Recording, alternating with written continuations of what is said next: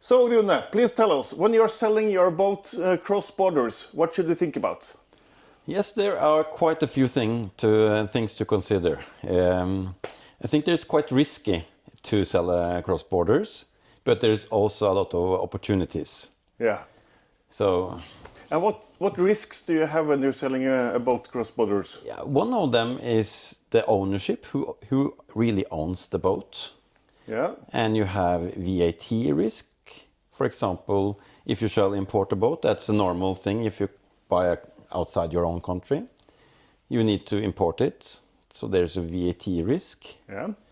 There might not be, but there is most often. So let's say we're sitting in Norway now and we're selling a Norwegian boat into the European market. Then the customer in Europe needs to pay VAT for Europe. Yes, and in Europe there is EU VAT, which is different from country to country, from 19 to 25%, depending. That's the percentages I have seen during my lifetime. Yeah, but if a German customer is buying a boat from Spain, and both Germany and Spain is inside the European Union, then there is no VAT. so that's safe. Yeah, and also if buying from a country that has recently joined EU, Yeah. it's like amnesty, so they will still then not be VAT eligible, even though they have never paid an EU VAT, because it's amnesty. Yeah. And what about the UK, who has just left the European Union? Yeah, UK is different. So when it comes to VAT, it's more complex rules. I think we shall cover that in a separate section. There is it's a more interesting approach when it comes to class. Yeah. And tell me about the class rules. Class rules, if you have a boat that is bigger than 2.5 meters and smaller than 24 meters, you need to have it CE approved. Yeah. And there is at least 4 CE classes, A, B, C, D. Yeah, and A is the ocean crossing class. Yeah, so if Yeah. you go planning to cross the Atlantic, you need a class A, CE class A. If you're just doing coastal, some of the other classes can do. Yeah. To be on the safe grounds or safe waters when it comes to compliance. But this also is important when you shall buy a boat abroad. Is it CE classed? Yeah, and what risks are you running if the boat has not the CE classification? Oh, it's basically not allowed to sell a boat in the EU market if it's not CE classed. No, so if I buy a boat from, let's say, United States, bring it over to Europe, and it's not CE classed? It will be stopped in the customs. Yeah, so you're not allowed to use it. Exactly. Yeah, so that's one of the things you should really check when you're buying a boat abroad.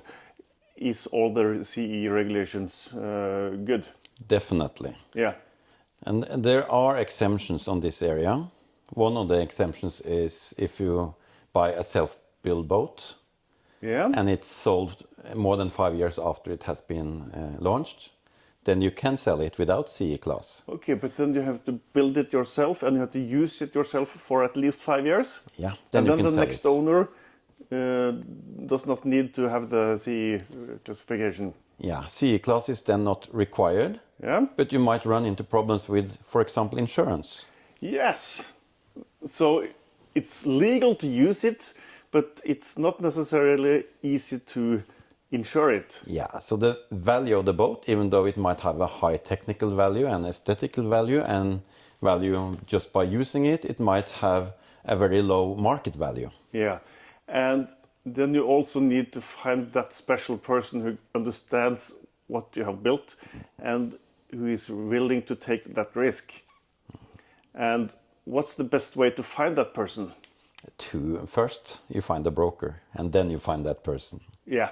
So just running around in your own neighborhood, then you have not so many people to talk to, but using an international yacht broker, then you will have much more customers to approach. Definitely. I've learned that it's very difficult to sell boats by knocking doors. You need to approach a bigger market and also to find that, as you say, the exact buyer that is interested in your boat. Yeah, and you as a yacht broker, how do you advertise the boats? How do you find the customers? Well, we find customers all over the world, but basically in Europe. Yeah. We market the boats both locally and internationally. We use different platforms. We are on Yacht World, the Yacht Market, Boat24, and in local markets. And advertising on Yacht World, we are also on all the big European sites. Yeah. Then we use social media. We use our broker network. So if you sell a boat through us, it will have exposure in many markets. Yeah. So in addition to the traditional advertising on Yacht World and so on, you also do Instagram and YouTube and all these social media platforms. Yes, that's correct. Yeah. So if you're advertising, then you will find the customers who actively look for a boat. But in all these social media platforms, you will find customers that are not actively looking for a boat, but oh, this boat is really cool, I want to buy it. Yes. So you reach another group of people. Yeah, I think that's an important distinction because, of course, many of those who look at boats at the yacht or the market platforms, they might only be lookers, but they are. If you want a boat actively, you go to the marketplace. But as you say, those who are interested in boats, in boat life, they are maybe just looking at content materials about out ocean life, about sailing, about blue water, trawling, and then suddenly you see my boat, this boat, I want this boat, it's advertised, and you go to the ad and you find more information. Yeah, they find the boat and the ad, the boat and the broker, and then you start the process. Yeah. Yeah, and you have a boat yourself as well? Yeah, I have had many boats, but my present boat, that will be the boat for many years ahead, is in Holland. In Holland? And then it's also a case touching the topics we are covering now. Yeah, because you're Norwegian and you live in Norway, but you have the boat in Holland. Yeah. Yeah. How come? And what type of boat is it? This is a trawler. A trawler? It's American built. Yeah. From Maine. So then you know about the CE rules for an American boat brought into Europe. Was this boat CE classed when I found it? No. No. And tell us about the process. Yeah, so I fell in love with the boat. I went to inspect the boat myself first. That was in November. And I saw that, this boat can work very well for us. But found out it was not CE classed. And it was not VAT paid because it was owned in a company. But the boat was actually in Europe? It was in Holland. Yeah. In the Netherlands. Yeah. So as part of the purchase process, I had to put as a requirement that the boat had to be CE classed. Yeah. And when you do it ex post afterwards, you have to do a so-called PCA, post-construction assessment. Yeah. And that is, it doesn't have to take too much time, but it can be costly and it can be simple. So we did kind of a pre-study if it was feasible, and then we did it. Yeah. And was that costly? Was it very expensive to do this? No, it could have been very expensive if we should stretch the classing, like CE class A, B, C, D. Yeah. So this is in class C. Should we have A, we had to reconstruct some entrances and other things. We didn't do that. We had to rip away the gas system because it was not compliant with EU regulations. I will actually, in a few weeks, I will go to Holland and install a new gas system. But then according to European rules? Exactly, which is, you can sleep good at night when you know that you have a safe gas system. Yeah, that's very important. It is, and it also covers electrical system safe, fire safety, that safety systems are marked, and you have the boat documented and the systems on board. Yeah. And what class did you use for your own boat? It ended with C. With C. And then if you wanted it to be a B class, then you would have done much more documentations. Yeah, because I have entrance from the aft cabin to a aft deck, which is probably too low to have a B or A. Yeah. So then I would have to close that and seal it. Then I would have B or A. Yeah, okay. So it is possible, but might not be... It was not necessary either. No. So, and also this boat was imported to Europe without having classing, which is Obviously possible in some countries if this was used inland mostly. Yeah. So it's not the same how to say requirements from the authorities. But selling a boat that is currently in Europe but not with the CE documentation, then the value of the boat is quite low, I suppose. Yeah, because it's difficult and Yeah. partly illegal to sell. So, but the CE classing system, it was coming in 1994, but it was active from 1998. Yeah.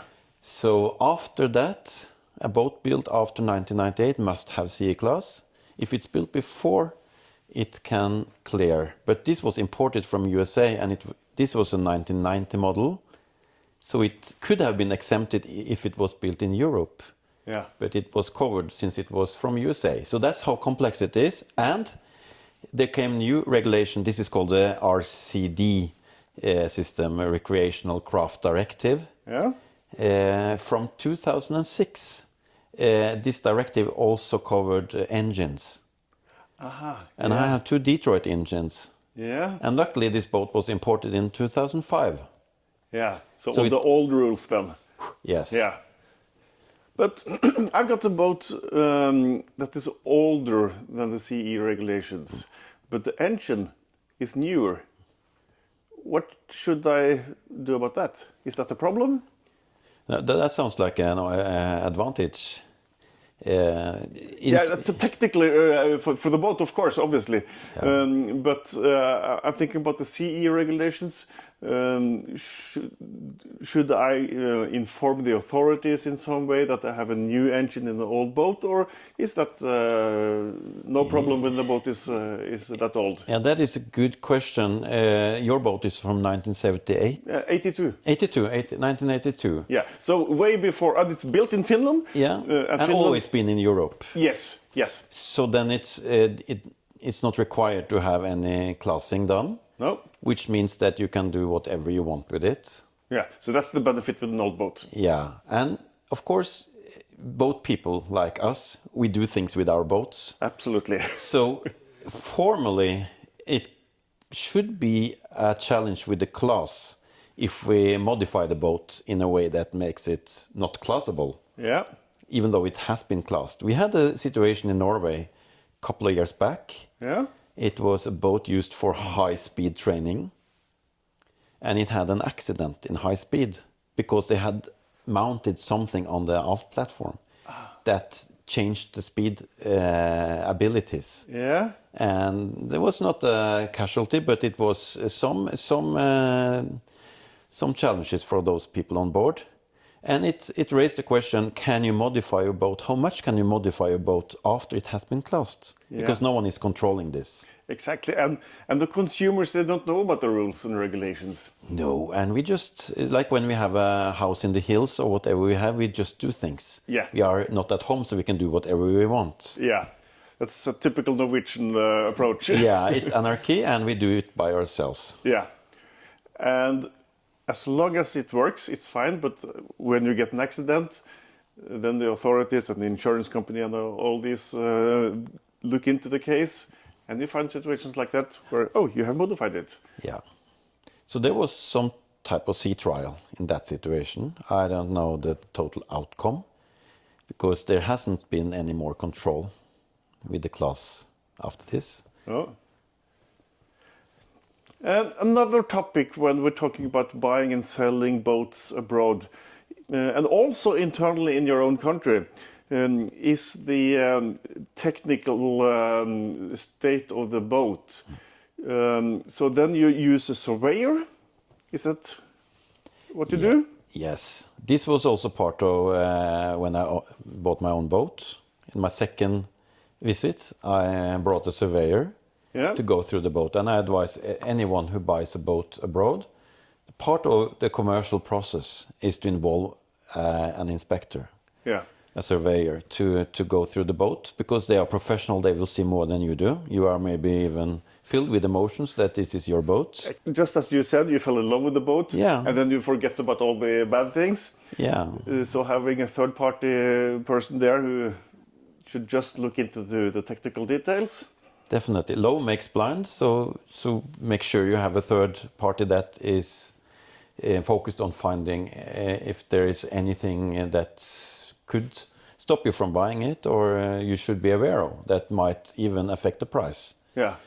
And you should also, if the boat is in the sea, to take it on dry and have an inspection on land is also usually a part of a good survey. Yeah. And selling a house in Norway, then the seller is bringing in a technical surveyor and to document the state of the house. So, and then you can show this document to all the potential buyers. But in the yachting world, it's opposite. Then the buyer should come with the surveyor. Yeah, it's a little bit weird. We try to get our clients to maybe have at least a smaller survey as part of the selling process. Then, as when you come as a buyer, you choose your own surveyor to do your survey, because it's your security. When you are buying a boat, for example, in Norway, there are laws that are regulating your rights as a buyer. Depending on if you buy from a private person or a company, there's different regulations. Consumer rights are bigger when you buy from a company than from a private person. Yeah. Because then you can sell as is, where is, which basically means if you sell shit, you get shit and you cannot claim anything. Yeah. But if you sell a good thing, of course you will market it as a boat without any problems or very few, and the price reflects. Yeah, but selling a boat cross borders, then you don't have the same consumer rights. They are more limited. At least it's more awkward to start any type of legal process across borders. Yeah. So it's in your interest to check your boat before you buy it and transport it hundreds of miles away. And just to repeat myself, when you buy a boat, the buyer should bring in their own surveyor to check the boat. Which means that if the first customer come, you take a survey and they don't agree on price or the technical state wasn't as expected and the customer walks away. Next week a new customer comes with a new surveyor. So the boat could be surveyed many times until you get an actual sale. That's true. Yeah. So up and down on the water on... Yeah, and sometimes you as an owner find out that there are major flaws with your boat that you should fix. Yeah. There might be something with the hull. It might be rotten structures in the hull, might be leakages, there might be some engine problems that the surveyor finds. So it's also a good security to have a surveyor. But usually when a boat changes hands, that's when you do it. And as you say, it's the buyer who comes with the surveyor. Yeah. Also pays for the surveyor, but this is part of a contractual process. This is your point of approval. Yeah. When you have had the survey, you either abandon the boat, you get your deposit back, or you approve the boat and you move to the closing of the deal. And then a good survey will be a good security both for the buyer and for the seller. Definitely. Yeah. Definitely. And when you have bought the boat and you want to bring it home, then you told me earlier that many people forget to insure it. Yes, because again, love makes blind and also makes you forgetful. Yeah. You're so eager to have this boat, and there is a lot of logistics to buy a boat, and you shall have your all the interior for yourself, sleeping arrangements and private stuff you bring to the boat. You shall maybe transport it far away, so you forget to insure it. Yeah. I think half the clients we have forget to insure it. So I tell it, I tell it many times. Now you must make sure. So I often ask the seller to extend his own. It's often a he. His own insurance a few weeks till he get the notice from the buyer that now it's in order. Yeah. But formally, the seller is free of any responsibility. This is also in the contract, but it's not a good thing to have an uninsured boat. In some areas, it's not allowed either. In Norway, it's not a requirement to have a boat insured. No. And I guess this is one of the big good things about using a broker. To have someone who knows the process, to have a checklist, you need to do this, you need to do that, so that both the buyer and the seller make sure that they do all the things that they need. Definitely, and if you shall, let's say, sail far away from one jurisdiction to another, you might need an extended insurance. So we have allied with Pantenius. Yeah. They are specialists in boats. Yeah. So they can. Pantenius is not a normal insurance company. It's a boat insurance company. Yeah. Yeah. So it's not a bank doing insurance, but it's a. Yeah, but they know their stuff. They know the stuff. So that's a good thing, and maybe it's a little bit more expensive than the normal insurance, but it's much better also. Yeah. So I would recommend that. Yeah. And when you take a boat from one country to another, how do you do that with registration? Because you need to get it out of one register and into another. Is that something that a normal person can do very easy, or how is that process? That's one of the things or the aspects with selling, buying boat that is more complex when you buy across borders. Yeah. Because first thing is, okay, many boats are not registered. So that's its own challenge. But if it is registered, you will have to deregister a boat before you register it. Yeah. So you need a deletion certificate. Part of this is that when it's registered, it's a security when it's registered, because you can also then check if there are any liens or claims for the boat, because then you can identify the boat. Yeah. Then you register it. Then you also, in the same time, flag it. Should you have it in your own country's register or somewhere else? There might be reasons to discuss this with yourself or with us or some other competent part. Yeah, so if I, as a Norwegian, buy a boat from Sweden and I want the Danish flag on it, is that possible? Not directly, because if you're a Swedish citizen, you have a Swedish flag. There are some ship registers that they promote foreigners also within the same, for example, EU, to come to them. For example, the Polish register, they are very keen on getting clients, because this is also business for some registers. So I could register my boat in Poland, and when it's registered in Poland, then I need to have fly a Polish flag. Yes. Yeah. And then you must follow the Polish rules. Yeah. And if you shall charter the boat, you might have to pay tax to Poland. But if you own it privately, you don't have to think about that. Yeah. You mentioned the Danish flag. If you are Swedish and want to have Danish flag, you can only if you have a residence in Denmark or you have a company in Denmark. Okay, yeah. That's quite usual. So when you register with Polish flag or San Marino flag, we have cooperated a lot with San Marino, you need to have a representative.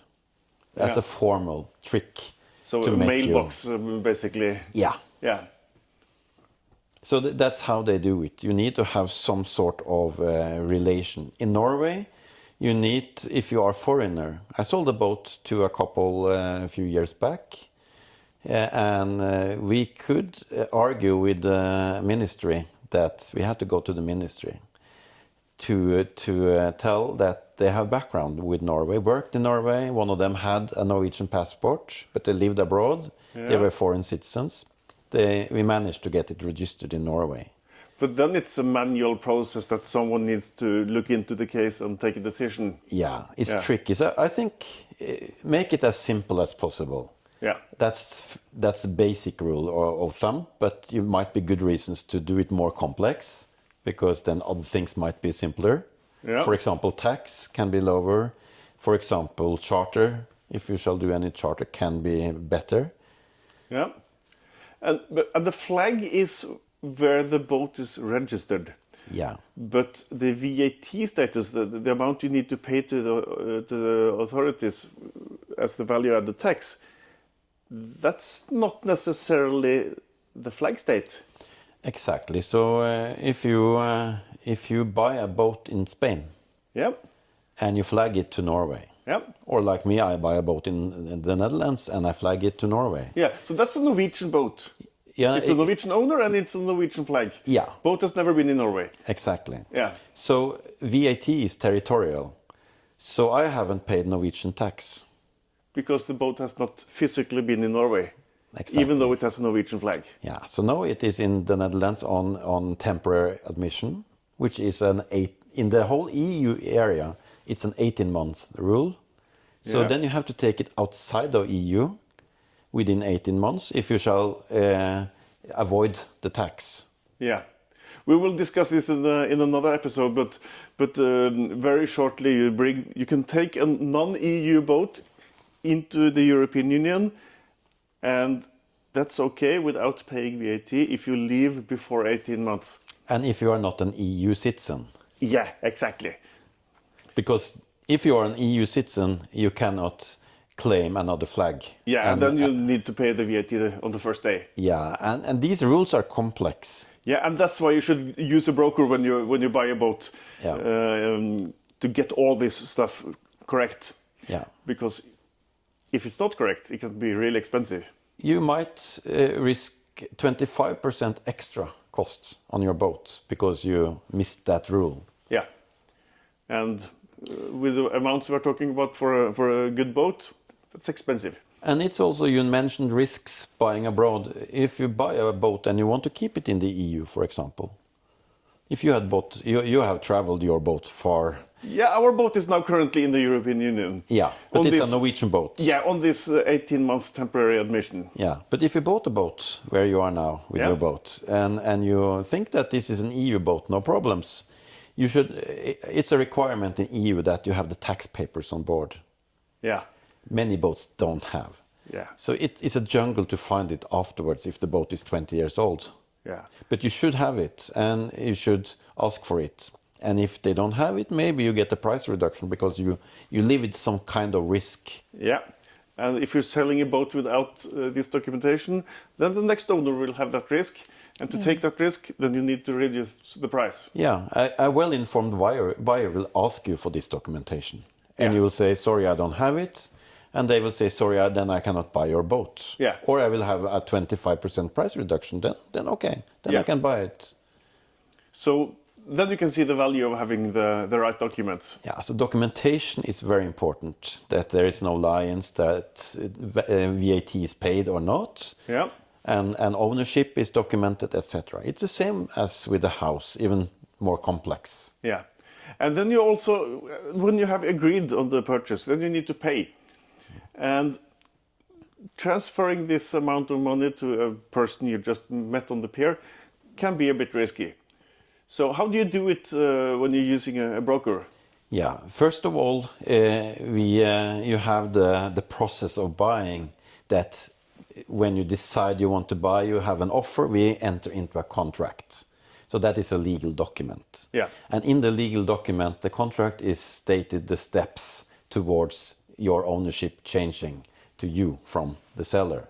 So in that is steps regarding payment. First step is deposit. That's usually 10% of the boat price. Yeah, And the deposit is refundable due to inspection. So there comes the survey into play. yeah, And within reasonable time, it's set in the contract, you will have a survey, and you accept or you abandon the boat if it's not accepted. and then you get your 10% back. Yeah. Yeah, So that's the. but that's if the surveyor doesn't find anything wrong, but you have changed your mind.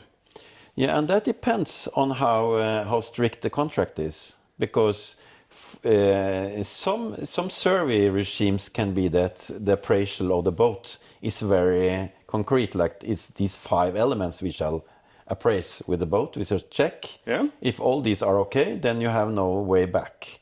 But usually this checkpoint is more open because there can be so many things. Yeah, So it depends what we agree in the contract. But usually this is your step where you have the right to withdraw.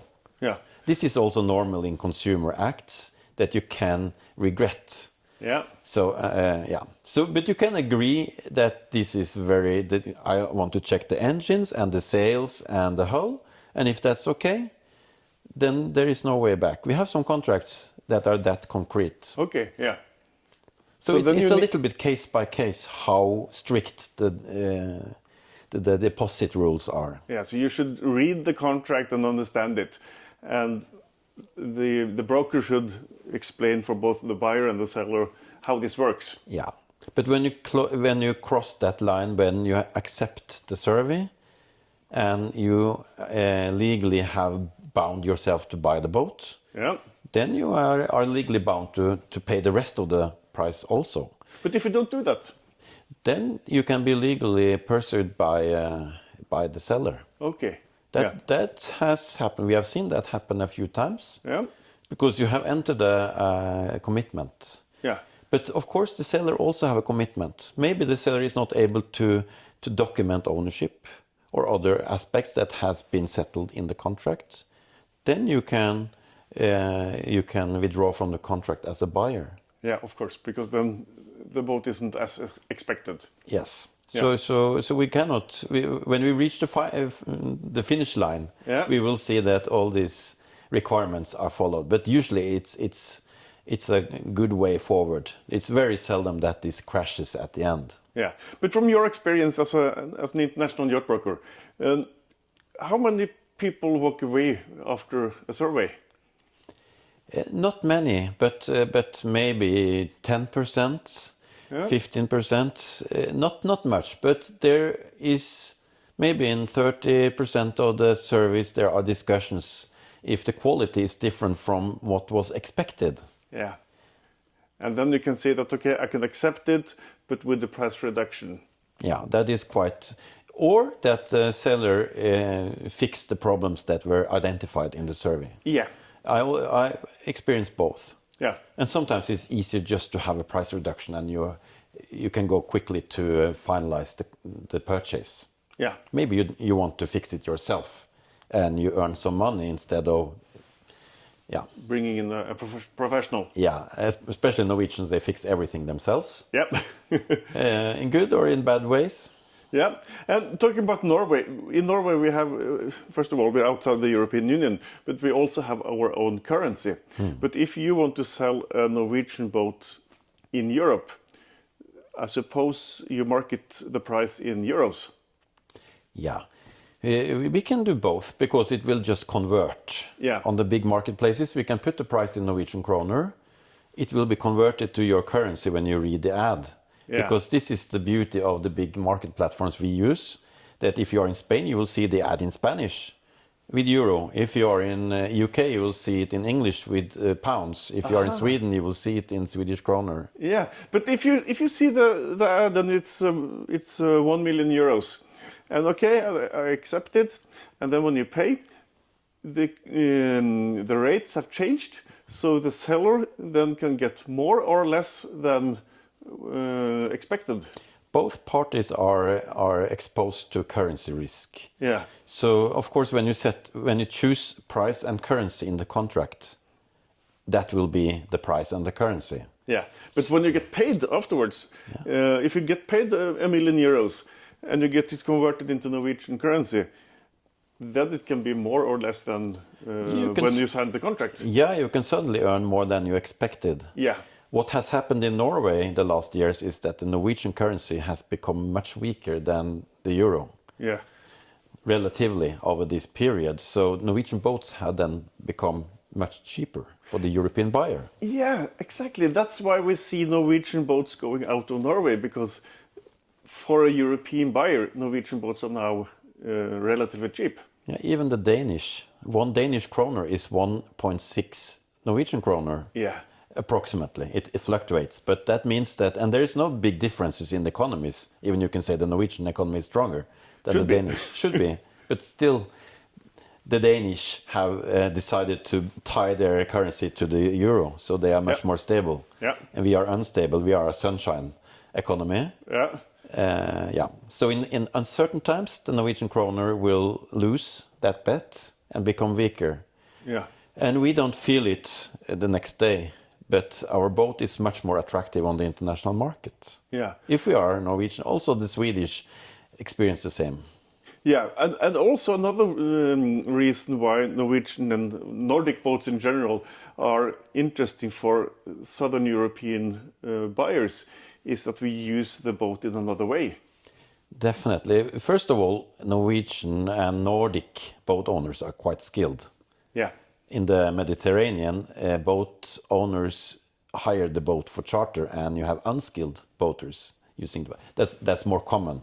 Yeah, and Also- when you Yeah. when you want to do something with your boat, you put it to the yard and ask them to do it. But in the Nordic countries, most owners do it by themselves. And we have routines. Like now, I came just from a harbor. A lot of Norwegians are already out and seeing to their boats, fixing it. And it's a routine. It's like celebrating Christmas or Easter or birthdays. We have routines in the spring, in the winter, to see to the boat in the summer, to keep and maintain the boat in the autumn, to prepare the boat for the winter. And our season is maybe 3 or 4 months.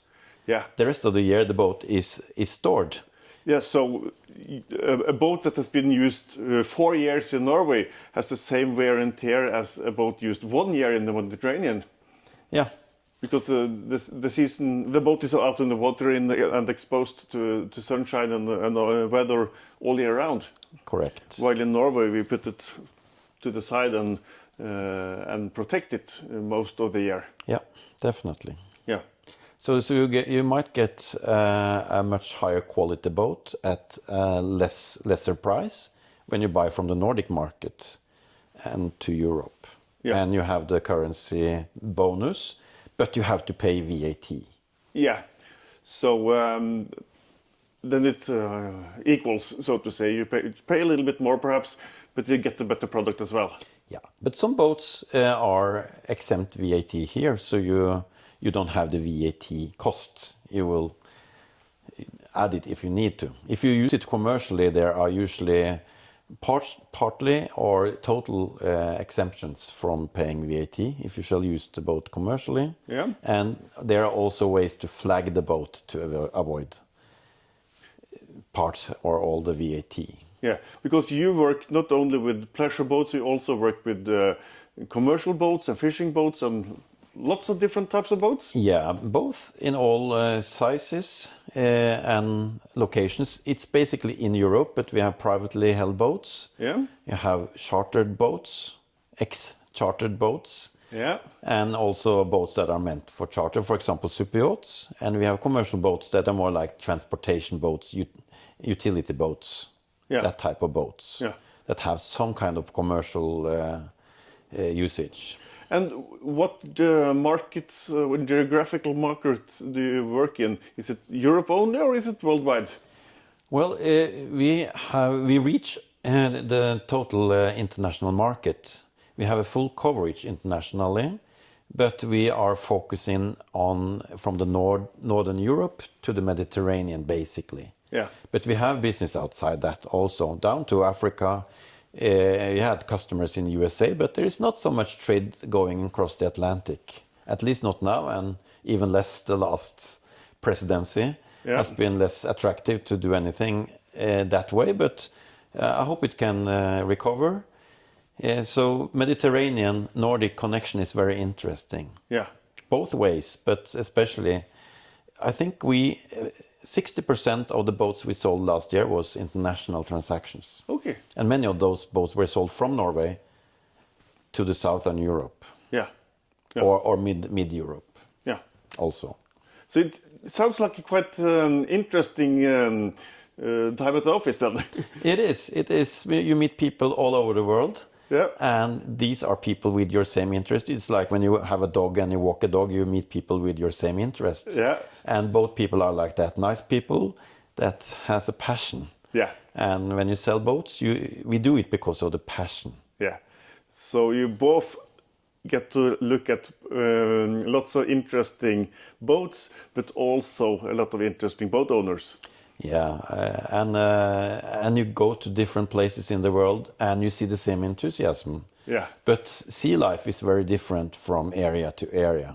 Okay. Yeah. Yeah, and also the sizes of the boats. Yeah. And I remember first time into the engine room of a super yacht, and I'm used to like having my head down in a small slope or something in Norway to look for how to take your hand to the right oil filter or whatever, and you come into a room the size of your living room, and there's a couple of engines, and you can walk around and you can have a party there. Yeah, and you can wear white gloves, and they will be white when you exit again. Yeah. So it's impressive. Yeah. Of course, it's more costly, but it's quite impressive. Yeah. So they're very different worlds. Yeah, but still the same enthusiasm about boats and water. Definitely, and more people want to live in a boat or live by the sea in a boat or a houseboat. I see a lot of that the last few years. Yeah. So houseboating is coming. It will challenge the land authorities to accommodate more living. So when you say houseboat, it's actually a house built as a boat. It's not a normal boat where you live, but a boat made specific to be a houseboat. Yeah, how to say, a regular houseboat is a house on the sea that hopefully floats. Yeah. So it has But some it's type not- of hull. It's not seaworthy. And it doesn't look like a boat. It can be somewhat seaworthy, but back to the C class, it will probably be D minus. Yeah. It can be moved by itself, Yeah. but it's not like a boat that you move around with. But you can move it from location to location, but you don't go offshore with it. No, and it's different if you cross the North Sea in the autumn, or you have a boat in the Dutch canals, for example. For example, so yes, so some boats, or you see the channel boats in UK and in Holland, those long, Yeah.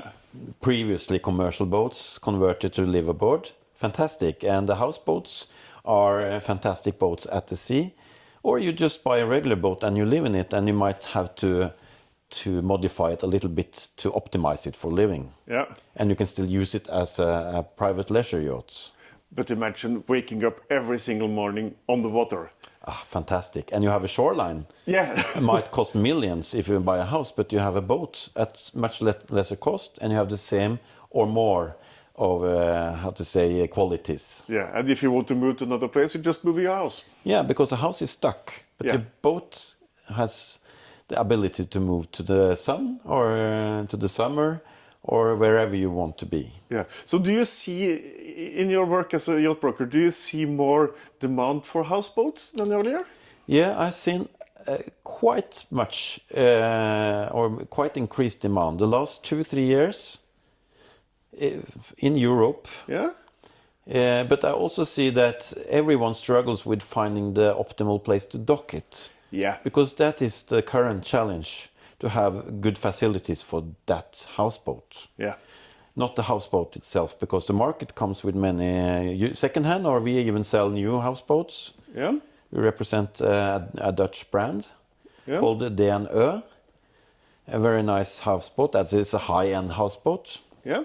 But of course, you don't need a high-end houseboat to have a good life at sea. No. But of course, that is the state of the art. Yeah, type. and you will find all levels, I suppose. Yeah, and the sea is for everyone. Yeah. And it's still, we called it anarchy earlier. Yeah. But the freedom at sea is important. Yeah.